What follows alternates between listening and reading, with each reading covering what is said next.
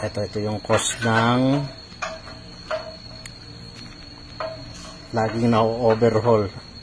Ito kasi galing to sa ibang shop na overhaul na to. Kung makikita nyo, ito yung nag-i-spray ng langis papunta sa may piston. Ayan, yung dalawang cylinder meron, pero ito wala na, yung dalawa. So nangyari nito, bumigay ulit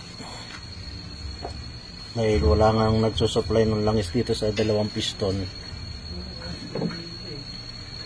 Ayan, makita nyo basag, tapos butas na tong isang ano. Ayan, baluktot. Tapos butas tong ano, tong isang cylinder niya.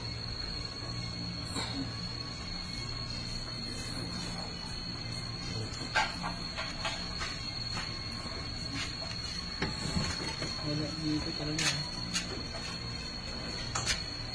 Ayun, isa. Ito. Hinihilang nila. Ayan, for awareness lang sa mga nagpapagawa rin. Pero